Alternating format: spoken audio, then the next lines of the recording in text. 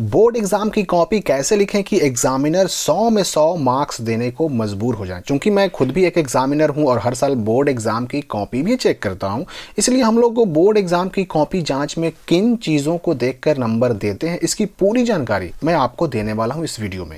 Board exam में copy लिखते समय अगर आपने इस वीडियो में बताए गए 5 ट्रिक्स को अपना लिया, फॉलो कर लिया, तो आपको 100 में 100 नंबर लाने से कोई नहीं रोक सकता।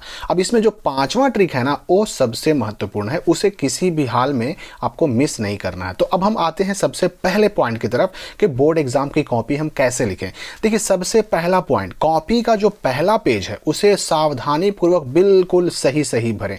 देखिए, कहा जाता है ना कि कवर देख करके किताब का पता लगाया नहीं जा सकता, लेकिन इंसान जो होता है ना, उसकी प्रवृत्ति ही यही होती है। अब चाहे परीक्षा किसी भी बोर्ड की क्यों ना हो, लगभग सभी बोर्ड में कॉपी का जो पहला पेज होता है वो काफी महत्वपूर्ण होता है और इस पहले पेज पर कुछ ना कुछ महत्वपूर्ण डिटेल्स भरने होते हैं। लाइक आपका roll number, school code, school का नाम वगैरह कुछ भी हो सकता है। अलग अलग बोर्ड में ये अलग अलग होते हैं, लेकिन महत्वपूर्ण सूचनाएं भरनी होती हैं। तो इसलिए आपको पहले पेज पर भरी जाने वाली सूचनाओं को, डिटेल्स को बहुत ही ज़्यादा केयरफुली भरना है, सावधानी से भरना है, ताकि उसमें कोई गलती ना हो सके। क्योंकि अगर कोई गलती उसमें हो जाती है ना, पहले पेज पर अगर कोई गलती हो जाती है, तो आपको दूसरी कॉपी नहीं मिलने वाली है। उसी कॉपी पर काट करके आपको सुधार करना होगा। अब चूंकि आपकी कॉपी के पहले ही पेज पर काट कूट हो गया है, इसलिए जब आपकी कॉपी चेक करने के लिए एग्जामिनर के पास जाएगी, तो एग्जामिनर पर आपका फर्स्ट इंप्रेशन अच्छा नहीं पड़ेगा और इसका नुकसान आपको उठाना पड़ सकता है। इसलिए अच्छे मार्क्स के लिए ज़रूरी है कि शिक्षक पर, एग्जामिनर पर आपका जो पहला इंप्रेशन हो वो बहुत अच्छा पड़े। तो इस बात का आपको ध्यान रखना है कि पहले पेज पर काटकुट भी ना हो, ओवर राइटिंग भी ना हो, उसको बहुत सावधानी से भरना है। दूसरा पॉइंट जो है कि जिस प्रश्न का उत्तर आपको पता है उसे पहले लिखें। देखिए, बोर्ड एग्जाम में कॉपी लिखने का जो तरीका है उसमें ये पॉइंट काफी इंपॉर्टेंट है। इसमें क्या करना होता है आपको कि अगर आपको सारे के सारे सवालों का जवाब याद है, तब तो बहुत अच्छी बात है भाई, आप एक के बाद एक सीरियल नंबर से अपने आंसर लिखते चले जा सकते हैं, कोई दिक्कत नहीं है। और सीरियल नंबर से आंसर लिखने में जो होता है ना कि कॉपी चेक करने वाले जो एग्जामिनर होते हैं उनको भी आसानी होती है, और जब एग्जामिनर को आसानी होगी तो उसका फायदा आपको मिलेगा, हर हाल में मिलेगा। क्योंकि एग्जामिनर को अगर कॉपी चेक करने में आसानी होगी तो वो दिल खोलकर नंबर देंगे। लेकिन अगर आपको किसी सवाल का जवाब याद ना हो तो उस पर बिल्कुल आपको टाइम वेस्ट नहीं करना है, ऐसे सवालों को छोड़कर आगे बढ़ जाना है। क्योंकि अगर आप ऐसे क्वेश्चन पर अपना समय बर्बाद करते हैं, टाइम वेस्ट करते हैं, तो आपके वो क्वेश्चन भी छूट सकते हैं जिनका आंसर आपको अच्छी तरह से याद था।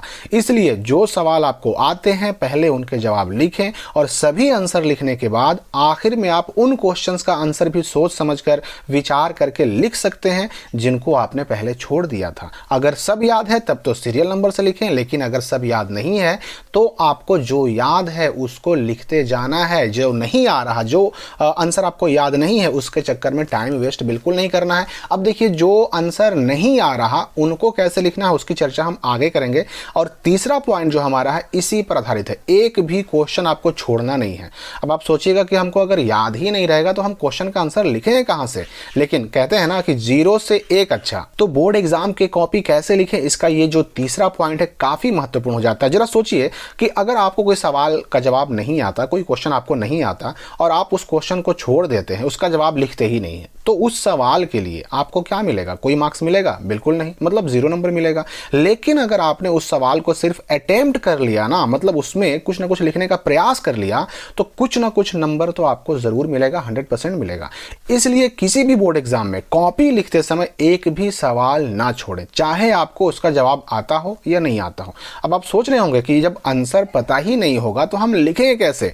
तो आपको बस करना क्या है ना कि उस क्वेश्चन को 2 बार, 3 बार, 4 बार पढ़िए, उसको समझने का प्रयास कीजिए। अब उस क्वेश्चन में जो पूछा जा रहा है ना, उससे रिलेटेड जो भी आपको पता है, जितना भी आपको पता है, जैसे भी आपको पता है, लिख डालें। लिखना है, लेकिन जो समझ में आ रहा है, जैसे समझ में आ रहा है लिखें, लेकिन लिखें।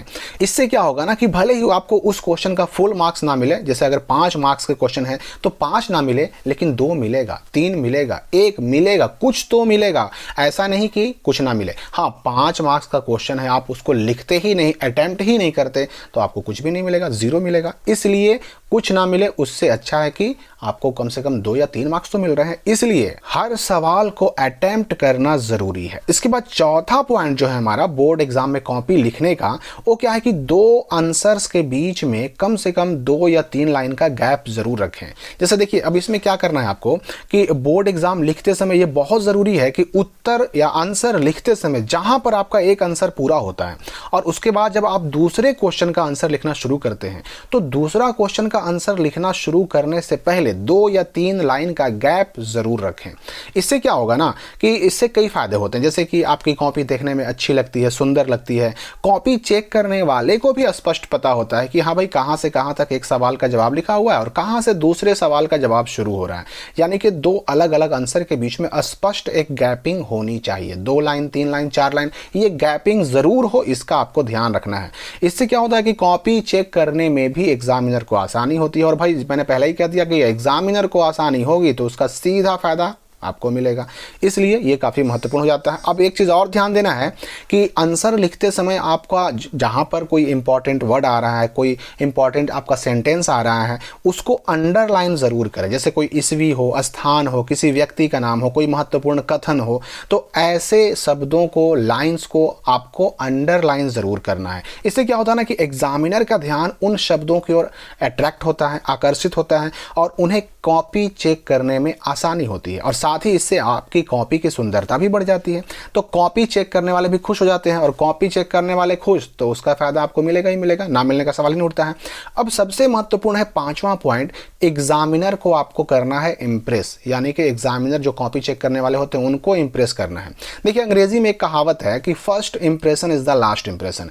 यानी किसी व्यक्ति पर हमारा जो पहला प्रभाव पड़ता है ना, उसका असर अंत तक बना रह जाता है। इसलिए एग्जाम में अच्छे मार्क्स लाने के लिए जरूरी है कि कॉपी चेक करने वाले पर आपका जो पहला इंप्रेशन पड़े वो बहुत अच्छा पड़े, क्योंकि अगर फर्स्ट इंप्रेशन आपका अच्छा रहा तो एग्जामिनर दिल खोल कर नंबर देंगे। मैं खुद अपना एक्सपीरियंस आपको बताता हूं। 2023 के ही बोर्ड एग्जाम की कॉपी जांच करने का काम चल रहा था। मैं भी बोर्ड एग्जाम की कॉपी जांच कर रहा था। हमारे एक साथी एग्जामिनर के पास एक बच्चे की कॉपी आई। जैसे ही उन्होंने उस बच्चे की कॉपी को खोला हम सभी दंग रह गए। वाकई में क्या राइटिंग थी उस छात्र की। ऐसा नहीं है कि उसके लिखे हुए सब आंसर सही थे, कई प्रश्नों का उत्तर गलत था, कुछ प्रश्नों का उत्तर आधा अधूरा लिखा हुआ था, कई आंसर तो ऐसे भी थे कि जो टू द पॉइंट नहीं थे, लेकिन उसकी हैंडराइटिंग गजब की थी। कॉपी लिखने का तरीका भी शानदार था। खूब सजा सजा कर उसने अपनी बोर्ड एग्जाम की कॉपी को लिखा था। मतलब अपनी सुंदर राइटिंग से, अपनी खूबसूरत हैंडराइटिंग से उस छात्र ने एग्जामिनेशन को इम्प्रेस कर लिया और उस इंप्रेशन का फायदा उसे मिला और बहुत मिला। उसकी खूबसूरत राइटिंग की बदौलत उस स्टूडेंट को काफी अच्छे मार्क्स मिले, 90% से भी ऊपर। आप इसी से अंदाजा लगाइए कि अगर किसी और छात्र की कॉपी होती, बोर्ड एग्जाम की कॉपी होती और सेम उतना ही आंसर लिखा होता लेकिन राइटिंग एवरेज होती, अच्छी ना होती, तो उसको 100 में से 30 मार्क्स भी मुश्किल से ही मिलते। तो आप समझ सकते हैं कि इंप्रेशन का कितना अच्छा फायदा मिल सकता है। तो आपको भी बस इतना ही प्रयास करना है कि जैसे ही एग्जामिनर आपकी कॉपी खोलें उनके दिमाग में ये ख्याल आना चाहिए कि वाह ये छात्र तो बड़ा अच्छा है, इसकी राइटिंग अच्छी है, मतलब ये छात्र भी अच्छा है।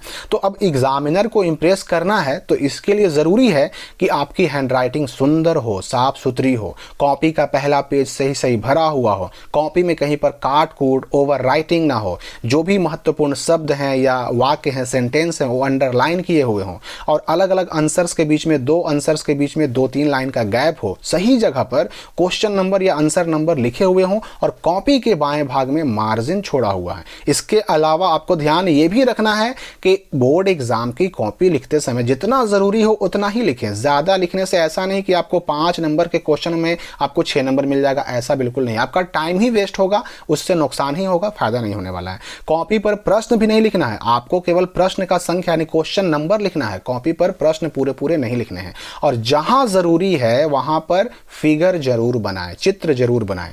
इससे क्या होता है कि आपकी कॉपी की सुंदरता बढ़ जाती है और उसका फायदा आपको मिलता है। तो बस बोर्ड एग्जाम में कॉपी लिखते समय इन 5 बातों का ध्यान रखें और फिर देखिए कैसे छप्पर फाड़ कर नंबरों की बरसात होती है। तो आपके एग्जाम्स के लिए शुभकामनाओं के साथ इस वीडियो में विदा लेते हैं और मिलते हैं अगली वीडियो में।